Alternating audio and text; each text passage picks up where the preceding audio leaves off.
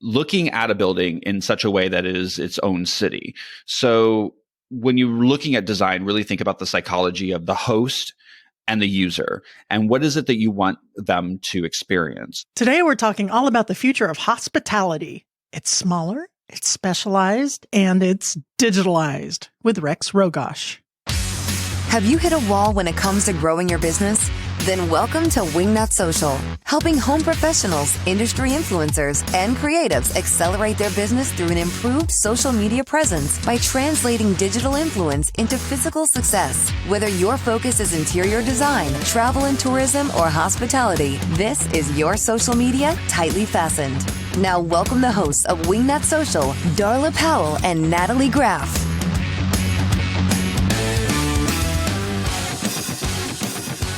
Hey there, welcome to the Wingnut Social Podcast. I'm your host, Darla Sour Apple Martini Powell. And I'm joined by Natalie Rotten Potato Stink Graff. Hey, Natalie, how the hell are you? Smell like rotten potato. Yeah, you do smell like a rotten potato. Why is that? Well, I was cleaning the potatoes before we started the podcast to put them in the oven, and my thumb went right through the potato and it spewed everywhere and got on my shirt. And so now I tried to wipe it off, but I still smell rotten potato. Dr. Potato Popper. There you go. That's a new show. It's a new reality show. I just made that up. You made that up? Dr. Okay. Potato Popper. Okay, sour apple. I might be a basic bitch. Yeah? Sour apple martini. I was informed. I posted on Facebook a couple weeks ago that I was enjoying a sour apple martini, and like 100 people are like, "Oh, that's very 90s of you." Listen, it's a quick, easy go-to, something simple. Well, I'm nothing if not quick and easy. So, Well, I don't know about that. I do know that you're a geek and a nerd, and then now that the Mandalorian is back on. The Mandalorian, I love it. Baby Yoda. I love it. He's so cute. I loved it in the first one this season where he puts himself back into his little like cocoon thing so he doesn't have to deal with the fighting. Carriage. Yeah. I like Timothy Oliphant was in there and he's wearing Boba Fett's old armor and it like totally doesn't fit because he's too big for it. That has so many nice Easter eggs, nice touches in The Mandalorian. I thought it good. For Star Wars geeks. And see, not a big Star Wars geek, so I just enjoyed it for what it was. Yeah, it's so good. I really like it a lot. I know you do. Natalie and Graff, you remember back in the day, back when we were young and we started this podcast. I do remember. We did a mini-sode on Instagram Live badges. Remember I said something like, we don't need no stinking badges. Remember that? Maybe, but we both had badges. But okay, yeah, okay. Go ahead. Well, Instagram is now rolling out the feature in a big way to 50,000 new influencers. And what the hell are badges? Oh, I hate to say the TT word, but I'm going to say the TT word. TikTok. So I did experiment a little bit with badges on TikTok. And what badges are is they're an extra feature that you can purchase certain levels, like for $1, $5, $10 on TikTok, that is. And then when one of your creators that you really want to support are going live, you can throw those at them figuratively, virtually. And it'll say, Darla Powell gave, Susan McNuggets 50 cents. And I experimented with it for a bit. And what happens is that the creators would see that, because you basically are throwing money on them like at Times Square, right? And they're like, oh, thank you, Darla. Thank you, Darla. And they give you shout outs, or they'll even say ahead of time, anyone giving me gifts or badges or special things, I'll shout you out. I'll follow you back. I know, right? You're rolling your eyes at me, but this is a thing. Yeah, I know. But, I'm trying to follow along, but I'm just, whoa. But escúchame, linda. Escucha. What I found out was if I did that and spend like 5, 10, 15, 20, 25 cents and just kind of kept my name in front of these huge audiences, and we're talking like Gary Vee, some other big audiences. After I did that, I got a ton of followers. Aha. So there is a method to your madness there, I see. Right. But what Instagram's doing this is just to show a little bit of love and creative support for their Instagram creators. And you can buy special hearts for I think they have like one for 99 cents, one for more than that. Streams. Mm-hmm. Okay. Now it's kind of all coming back. And then what it'll be is a special highlight next to your name on that influencer's live feed. So if someone's watching the live feed, they can be like, oh, wait, who's this? What'd you call yourself? A basic bitch. Yeah, I think that's what you called yourself. And they'll be able to go check you out. Okay, I got it. Yeah, so it's only on live streams, and of course they're doing the TT. They're competing with the TT, the TikTok. The TT. I don't know if I like the TT, but the TT. Okay. All right, Darla. Have another sour apple. So right now, this is only available for a few creators right now. They're, like I said, rushing it out to a limited a bit, but they're finally rolling this out over here. So the followers will get little special hearts, and they can have a little mutual love fest there. So I don't know, for what it's worth, it might be worth playing around with if you have a huge creator on there with, several 100,000 followers and they're like, hey, I'll shout you out for a quarter. I'll shout you out for a quarter. It might be worth it. I don't know. They're getting kind of ridiculous. There's a country song. Here's a quarter. Call someone that cares. Here's a quarter for a shout out on I'm just saying. social I think media. Travis Tritt sang that. I tell you what, my life this year has been a country song. I want to play that record backwards. Yeah? Yeah. Wow. You know that joke? I do know that joke all too well. I definitely know that What joke. happens when you play a country music record backwards? Oh, you get your dog back, your house back, your wife back. You get everything back. Yeah, I do. Yeah, I'd like to play it backwards. You'd like to play that backwards. Natalie, today's guest. Oh, Sexy Rex. Sexy Rexy. I know Elise hates it. Elise hates it. We call him Sexy Rex. Well, you know why? Because that's highly inappropriate because he's your employee. Maybe you should think about that. No, you call him Sexy I Rex. don't. Yes, You you do. do. You're the one that says, hey, Sexy Rex. I do not. Not to his face anyway. Well, you tell me it's Sexy That's Rex. highly inappropriate. It's And highly it's a inappropriate. violation of We are terrible bosses. workplace. Speak for yourself. I'm a very good boss. Uh-huh. Well, Rex Rogosch is my creative director at Darla Powell Interiors. And let me tell you, things have changed. And you were for the worried better. about your 2020 country song playing it back. Well, but I don't tell want to you give what, Rex back. You can't give Rex back. No. Rex has been Or our new designer release. amazing. No, you can't. So maybe you need to rethink that. Maybe you should rethink your mindset. You know what? That's true. Do I trade you for Rex? Yeah, I do. Sure. If that's what you need, you can trade me for Rex. Winning. 2020 isn't as bad as I thought it would be. So today we're going to talk all about hospitality design. Rex has a background in hospitality design. I do not. So we're going to pick his brain. But before we get into our interview with Rex, not Sexy Rexy, because that's all kinds of HR lawsuits ready to happen, let me tell you a little bit about him. Rex Rogosch is the creative director for Darla Powell Interiors. Oh, I got goosebumps. Simple Darla. With over 20 years of experience in hospitality, commercial, and residential design, Rex is an award-winning interior designer who navigates anything from full-scale project management to single-room design. He is known for managing and completing design projects with the utmost attention to detail and exquisite execution. And if I can add anything in there, he handles things. It's wonderful. He does. And he's fast. Oh, he's I way know. faster than I am. I have to sit in a room when I look at a space, which I haven't even been doing with Wingnut. I have not had time. I don't even know if he knows what I look like. But I like to sit in a space and kind of meditate and take it in and see what the room's saying me. He leaves a consultation with it designed in his head. You just went right over what I called you, huh? No, I ignored you. Oh, okay. That's called selective hearing, my dear. Oh, my dad has that. Yeah, because he's married to your mother. Yeah, this is true. And happy 47th anniversary, Mom and Dad. As of yesterday, I know. That's Long time. amazing. Someday. It is, someday. All right, guys, help me in welcoming Rex Rogosch to the Wingnut Social Podcast. Hey there, Rex Rogosch. Welcome to the Wingnut Social Podcast. How the hell are you? I am living my best Corona life. How are you? Wait a minute. Wait, Corona? Corona. Wait. That would be a Corona Light with lime. That's okay. Darla's Exactly. she's living her sour apple life. Basic martini. Basic yeah. welcome to the 90s sour apple martini life. I didn't realize I was a basic bitch. I was telling Natalie, someone pointed it out on Facebook that I was a basic bitch because I was drinking sour apple, but that's okay. I'm fine with it. I like it. I'm okay with it. It's very easy to make, and it takes about a few seconds to make it, and it makes her happy, so voila. The end result's the same. Yeah. Exactly. It all goes down the same. Yeah. Rex, I was telling our listeners how amazing you are as the new creative director at Darla Powell Interiors, and that you probably don't even know what I look like because I've been so busy on the Wingnut Social side. You are really holding everything together. You're one of my bright lights in 2020. So thank you for that. And You're quite welcome. Oh, thank you. I really do appreciate you, and our amazing new designer, Elise Gluak, are a killer team. I'm serious. You guys are knocking it out so much faster than I could have ever done. So anyway, so good on you. Thank you. Today, we're talking about hospitality design, something I admittedly have zero experience in, just being in the interior design field for a little less than 4 years. But you have a buttload of experience. Tell us a little bit about your experience briefly, and then we'll get into some burning questions. Absolutely. Well, yeah, my background actually started in hospitality design on the architecture side.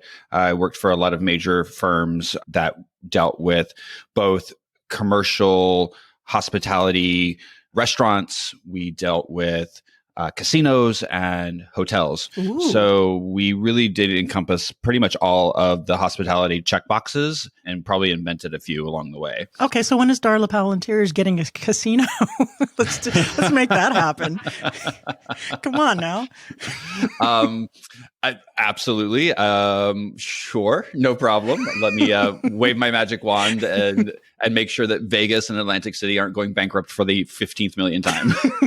All right, so let's talk about a lot of our audience are residential interior designers, but we do have some commercial and some hospitality designers as well. Tell me, why would somebody want to go into hospitality design? Are there any benefits or perks of doing design for hospitality clients rather than residential or general speaking commercial? I think as designers, we all have our own personalities, and just like we wear different clothes, I think different types of projects fit our different personalities. We all know that residential is a very personal, very kind of hands-on day-to-day experience with our clients, where hospitality has a little bit more of an imaginary client where you have to sit with a team and go, who am I designing for? I've never met this person or people in my life. And so it's definitely a different creative set of rules and regulations and mindset. So for people who don't necessarily want to be the hand holder, consoling, telling their clients that the couch will be fine, hospitality might be actually a better suited for them because it's more of a what if client where you get to be a little more creative and a little more like out of the box. All right, that's it. You heard it first here, guys. Darla Powell Interiors, all hospitality. Show's over. Great. Have a great day. Drive safe. Yeah, drive safe. Don't crash your car. So what is changing in the hospitality industry as of now? Because we all know that the impact of COVID-19 has definitely made its impact on 2020. And how is that going to be an impact on the regular hospitality designer? Well, I think in general, hospitality industry is going to obviously have to do a lot of changing. You're going to see different types of amenities show up. You're going to see different rules and regulations as far as social distancing and cleaning requirements. So the designers are going to have to get on board with knowing what's up and coming with all those rules and regulations on top of what's the latest, greatest materials. Are we going to be dousing everything in bleach? So if that's the case, those beautiful chagrin, bar stools that you wanted before are not going to happen anymore. So I think really as a hospitality designer, really you should always be on the forefront of materiality and, what's hot and what's not as far as amenities are concerned. But I think really now to set yourself apart is really going to be even more prudent on being able to do those, bringing those types of skill sets to your client. Rex, recently had travel photographer Ralph Velasco on the show, and he said that the travel industry was getting affected by COVID, of course, clearly, but that the way he sees it bouncing back and changing is travel happening in more intimate venues, smaller tour groups, more outside things, more than going to, like the Tour de France or the Super Bowl or big things. Do you see the hospitality design becoming a smaller, more I don't want to say intimate because we don't want to be close. We want to do the social distancing, but maybe not as designed for huge crowds? Or do you think that's just passing? I think it's going to be a little bit of both. I think obviously each person is now going to take up more square footage, not because, they're gaining weight, but just because we have to keep everybody at arm's length. Some of us are. Oh, well, the COVID-20, right? Yeah, exactly. But I think with hospitality design in general, we're going to have to look at, how people interact. Hospitality design is all about how we, lack of better terms, force people to do things what we want them to do in a space. Yeah. So if we, are designing a hotel, we are guiding them subconsciously through the space. We're having them do certain activities in certain spaces. So I think we're really going to have to look at that and how we impact people and make them feel now more secure in actually larger square footage. We're like any other animal. We like to, feel cozy and, secure. And that usually means closer spaces. So now how do we allow people to still feel that way where the closest person might be 10 feet away from them? Right. So I think, he's right. I think it's going to be more intimate in a way. And that's more of a sociological feeling. Mm-hmm. Like how are we going to make people feel safe and give them the interpretation that they're, cozy and secluded, but at the same time, use all these new social distancing requirements and still also make it profitable for the hospitality people to operate. And on that, Rex, in your opinion, when you go to a casino or you go to a hotel and you go down to the bar and you have a few drinks, do you think that designers are going to go ahead and get away from actually putting seating at the bar and try to change that up to get creative? Or are we still going to have that bar seating like we used to? I think you're going to see a little bit of both. Unfortunately, there's not one rule, right? Unfortunately, we're a government by the state and even at a local level. So really, it's going to be the designer is going to need to know what the local requirements are that they're designing in first and foremost, and then also then think creatively and really engage with their client, the developer or the restaurateur or the hotelier, and be like, okay, look, this is what the rules are. It could change at any moment. We know we don't want this to look like a DMV. So here are some really interesting ideas that we can do. Right. So again, I think it's up to us to really, I hearken it back to I hate to say this, but I hearken it back to, ADA. Mm-hmm. When ADA first came out, people were like, oh my God, what are we doing? We're going to have to basically design everything with 4-foot ceilings and everybody's going to have to be in a wheelchair because it was just this weird thing for us. And now it's common knowledge. It's common practice. I just think this is our next ADA. I just think it's something that we're going to live with. I think as a designer and just as a human being, I look at requirements that are happening now and I'm like, why weren't we doing this in the beginning? Why weren't we spraying down everything? Right. Why weren't we, doing some of these things that just seemed like common sense, yeah, right? Exactly. Why did it take mass hysteria and mass deaths for us to go, oh, this is what we should be doing in the first place? So you obviously saw a lot of, impromptu, let's just put up shower curtains and plexiglass over everything because we didn't know what we were doing. And I think you're starting to see some more elegant and more, thoughtful design processes around COVID and what we should be doing. And it's happening very rapidly because we have to basically get the world back open, right? Yeah. So I think designers are going to be key in that because it's that whole adamant about, there's always a solution, but is it a beautiful solution? And at the end of the day, we don't want to be walking around like we're in the DMV. The DMV. So number 99. Exactly. Yeah. Exactly. All right. So let me ask you this, Rex Rogosch, creative director for Darla Powell Interiors.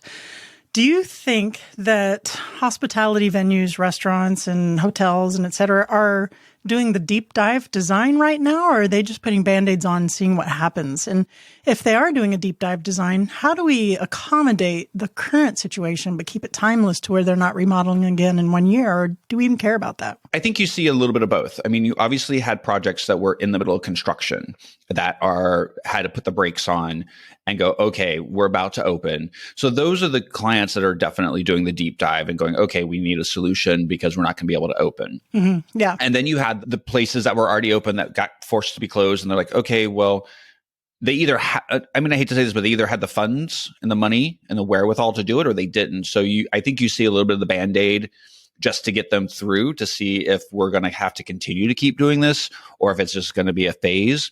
I unfortunately don't think it's going to be a phase. I think it's going to be something that we're going to end up going, oh, sneeze guards are always going to be there. Mm-hmm. And so I really don't foresee those types of things ever changing. I see some of this, the more like the bigger things tapering off, as this blows over. But I do see some things, like you said, like the sneeze guards and the wiping down. And maybe we're not sitting so close as we used to, sticking around like forever. Yeah, I definitely think, you might start seeing regulations changing as far as occupancy levels. I mean, those types of things have always been hard anyway. And again, it changes from district to district. Mm. So keeping up on those local codes is always an issue. And unfortunately, designers a lot of times rely on the architects to know that, but I think it's definitely prudent that they also know because we can't always rely on somebody else's knowledge. So I think double checking and triple checking those types of facts could be very detrimental if you do something wrong to a project. So unfortunately, though, I definitely feel that with the constant flux of what's right and what's wrong and how do we manage a space for people to actually, use and interact is going to be quite challenging for most designers because again, things change, projects change. And I think the perception from the client is always something that is ever changing, because some clients might go, well, the minimum requirement is X. I don't care. Put up a plastic sheet. Where another client is like, we're building this to last and we need all of our people, to be 100% safe, build plexiglass boxes for everybody. And each one has its own HVAC. Like, I think you're going to see a multitude of extremes for quite some time until it kind of evens out. And like I said, I kind of harken back to like ADA. I've worked in a lot of different jurisdictions where some places they could care less if you had a handicap ramp, make them crawl, where others are like, everything has to be, handicap accessible. It doesn't matter if it's equal or not. I saw those extremes for quite some time. And there is a little bit of kind of where the pendulum swang enough. And now we're kind of in the center. So I think the same thing is going to be for this. I just feel that it's going to take a little longer than we would like it for to. sure. So let me ask you a question. Rex Rogosch, creative director at Darla Powell Interiors. Ooh, plug that, Darla. Go ahead. Shameless plug. Shameless Go. plug. If you were a starting out designer and just fresh out of college, would you specialize in hospitality design right now? Run far away and pick another discipline. Okay, I have another thought on that because Wingnut Social, our agency, we broadened our verticals into travel, right? And hospitality. And luxury automotive. And yes, right now they're not so hot. But when they bounce back, I think that it's going to be an avalanche of business. So it might not be a bad time to hone your skills on it. No. And Rex, how do you feel about technology? Will that help or harm the hospitality industry? I'm a huge proponent of technology. In fact, that's how I got my first job. I was one of the original people that actually took AutoCAD as a college degree. Really? Are you serious? Yes. You're old, Rex. Why are you so old? He's not that old. Hush. He's as old as me, actually. Actually, I think I'm a No, little... he's not. You he's are younger. older. I'm older than you Rex. are older Not than by Rex. much. But Not by you much. No, but Rex is prettier.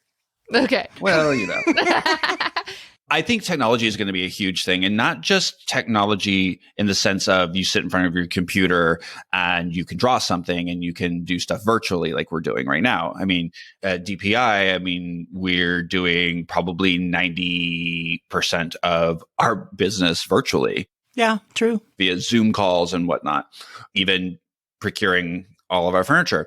I think what technology is going to help us with is, again, these new materials, microban and antimicrobials, which have been around forever on certain materials. They just weren't readily available. I mean, most people don't know, but there are literally porcelain tiles out there that were produced right here in the United States that had coatings on them that actually, when water hit them, it released ozone into the air. So they were using them in like indoor pools and indoor places to block out the chlorine smell from the pools. Wow, I had no idea.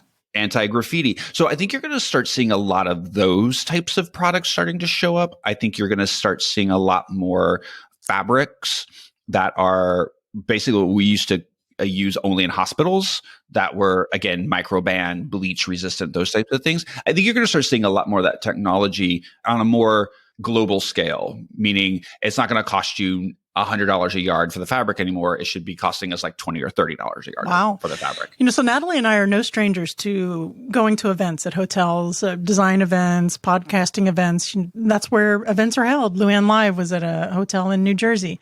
And clearly in 2020, that's not happening anymore. And that's got to be affecting the hotel industry, their income, with everything is virtual. And I do see moving forward into the future, virtual events still kind of staying, maybe like a mix. So what do you see in the hospitality industry? How are the hotel owners, et cetera, pivoting to combat that? Do you have any thoughts on that?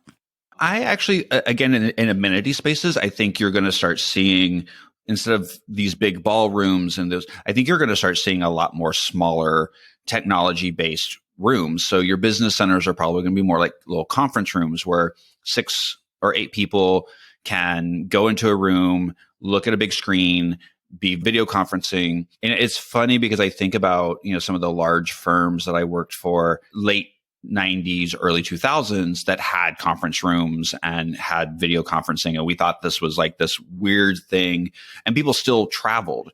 And now if you don't have Zoom on your phone, like you're lost. You're a right? basic bitch. You're a basic bitch. And the sour exactly. apple martinis like Darla does, which she sucked it down and ready for another one. I do see how that. dare Hush, you. why are you telling on me? I'm just saying. So I really do think that, you're going to start seeing hotels kind of pivot towards that. You're already seeing it now at movie theaters. Movie theaters are renting out their screens for next to nothing. So you can actually hold a business meeting in a larger space where you can socially distance and use their projector. So I really think that you're going to start seeing these amenities. I think for multifamily projects, you're going to start seeing definitely more rentable or usable business centers because people are going to be working from home. So you might not be able to set up your office in your apartment. So you'll be able to go down to an amenity space. I think you're going to start seeing a lot more those types of things. And I'm hoping also that you're going to start seeing more outdoor space.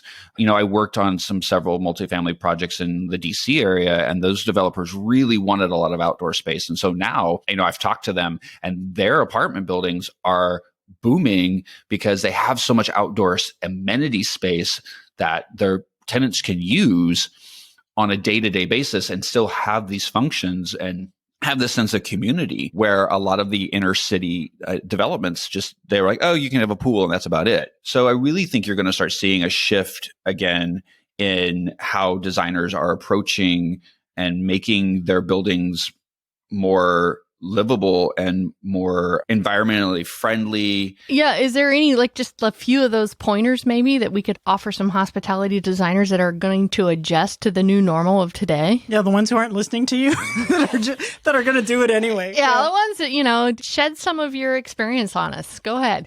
I mean, I definitely think that looking at a building in such a way that it is its own city.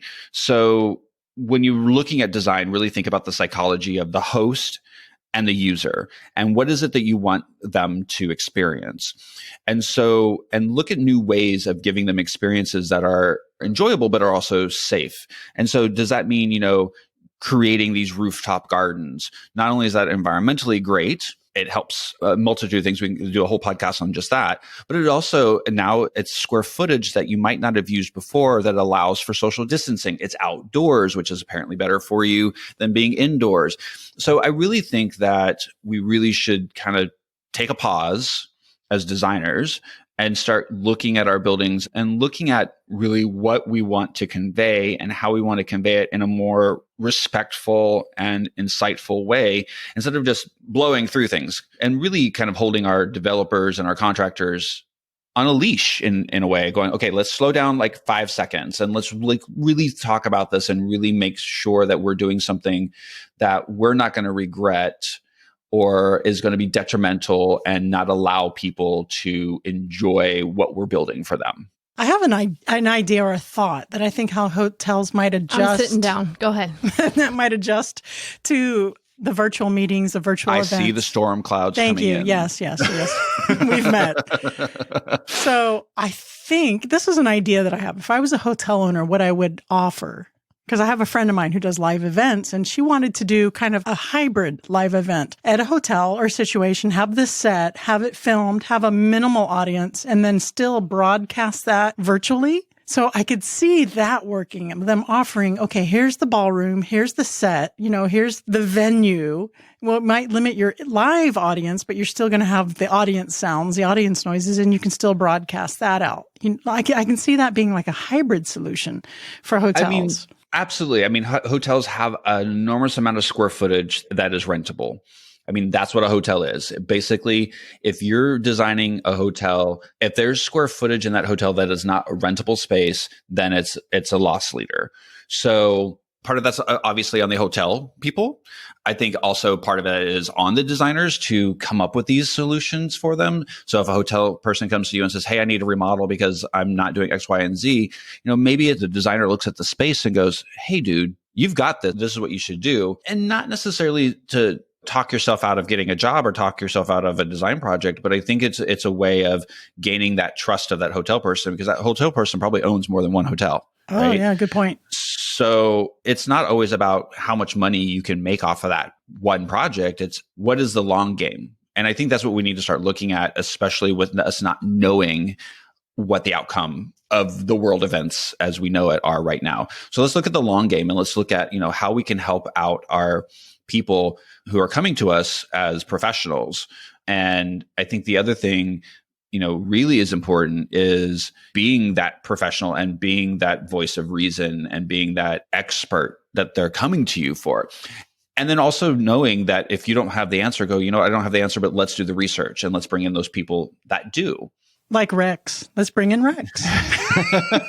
Let's bring in me. Yes.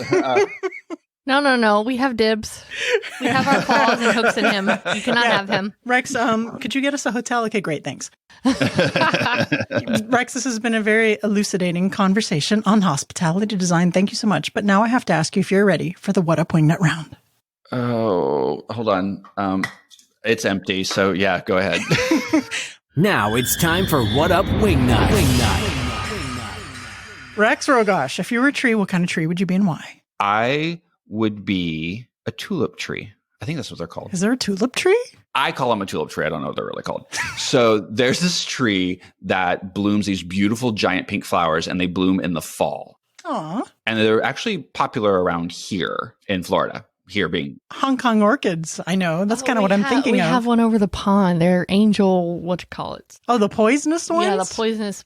I'm beautiful but poisonous There if you you go. don't treat me properly. Perfect. See, it's perfect. Literally, it's fall right now, and I'm wearing a long sleeve shirt with shorts because it's fall, and I'm like, I look good in layers. So I needed to figure a way to do this. You are a very snappy dresser. You could teach me a thing or two for sure.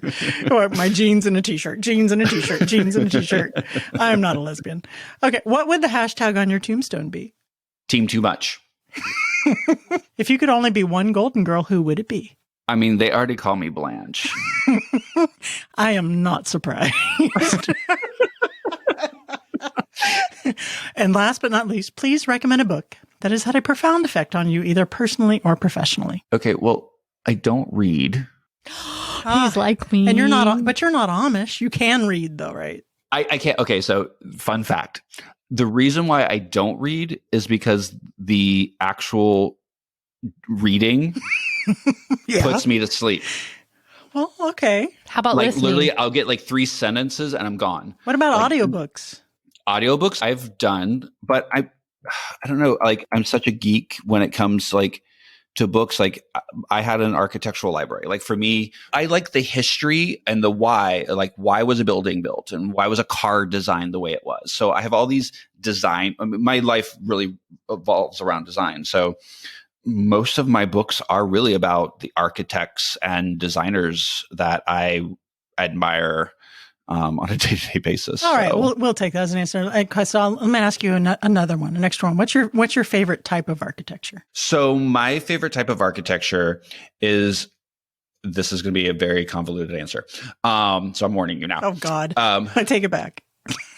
No, so my favorite type of architecture is architecture that respects its surroundings and its occupant. That meaning I love modern design, but I respect any designer or type of design that takes into effect who is occupying that space and the space that it occupies. Okay.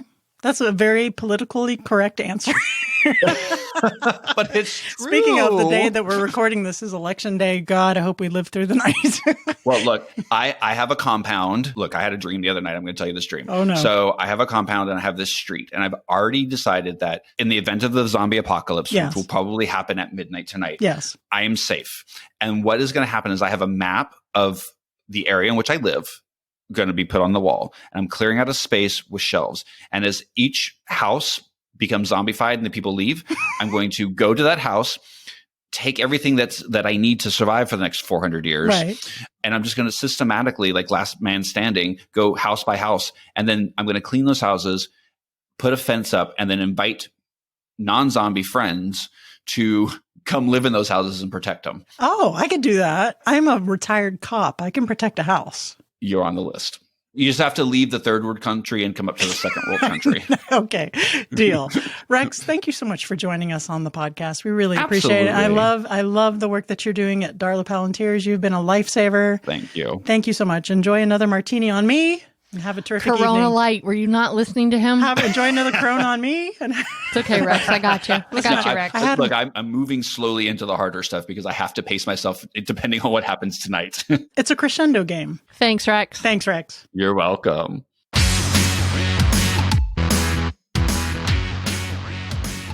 Natalie and Giraffe. Just Jethro. Or should I say basic 90s sour apple, which is it? I don't even Go care. ahead. I don't even care. I love Rex. He's been I do too. such a godsend. He has. He's been amazing. I couldn't do it without him because, like I said, I have like no hands in DPI right now because Wingnut is on fire. And I thought it was hilarious that when you ask him about someone young coming out of college and should they go into hospitality design, he's like, no, run. But honestly, I think the hospitality industry, just by getting out a little bit here and there, that we've gotten out and we've gone to dinner, and it's weird. It's definitely the new normal is kind of weird. It is weird, you yeah. wear a mask, you go sit at the table, and then you can take your mask off, but then your server still comes. And he says, could you please put your mask on in your case? Sure. But I'm just simply saying that it's just the new normal feels weird right now. And I think it will take some time to adjust. And as long as you're an open-minded designer and you stay on top of the textiles and what's going on with the fabrics and all that good stuff, I think you're good to go. And I have to say that, maybe hospitality, if you're specializing in that right now, it's kind of a suck fest. But if you can be creative and come back, you might think of all the competition that if you can outlast them, that are going to go off and do other things and maybe not make it through this, then maybe you could position yourself as the lead hospitality designer. And it just strategy and positioning. In the social distancing. Yeah, strategy and positioning and timing, and everybody's case is different. I wouldn't mind it. Sometimes the residential design is a lot of hand-holding, a lot of drama. But what do I know? What do you know? Rex does it. I know. I was going to say, what do I know? What do you know? Rex is taking Rex has got it under control. He does have it under control. I'm over here doing Wingnut stuff. We need a salesperson. I did like my idea about doing like the hybrid venue thing, like offering for your webinar or for your virtual event, a stage or a venue or something, and not We just could your do something like that here at Wingnut Social. guest house in your backyard. Listen, we could do an event for Wingnut Social. I did like the fact that Rex said that he likes to see a lot of new things that are coming on outside. So even if you were able to somehow cast an event outside and be able to hold that outside and still not lose too much audio quality, it might be something that would fly. All right. Well, stuff to think about. All right, guys, if you like what you hear, please leave us a review on whatever the hell you're listening to this podcast on. We are everywhere. If you need help with marketing for your luxury brand. Even Amazon. I had to do a review for them like I you know. asked me to. I know. I was like, what? We're on Amazon Music now, too. I know. I saw that. We've hit the big time, Martha. Ma. Elizabeth, I'm coming, Elizabeth. Guys, leave us a review on whatever the hell you're listening to this on. If you need help with marketing your luxury brand. Or hospitality. Or travel. Or tourism. Right. All the above. Or interior design. Hey, we got that one too. Yeah, we started with that one. We did. Give us a call at 1-877-WINGNUT. We'd be happy to help you out. And I think that's it for today, Nat. You got anything else? Nope. So long. See ya. You've reached the end of this episode of Wingnut Social, but that's only the first step into accelerating your business the Wingnut way. Head over to wingnutsocial.com or call us at 1-877-WINGNUT to see how we can help you take your business from social mediocre to social media master. We'll see you on the next episode of Wingnut Social, your social media tightly fastened.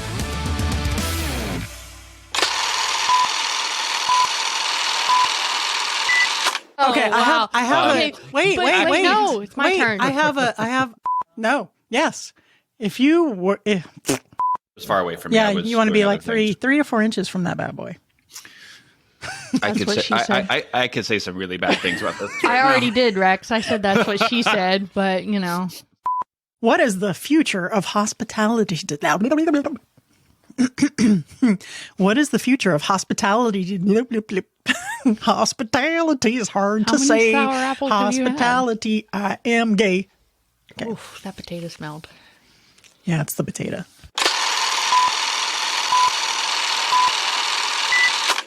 Good boy, Mango.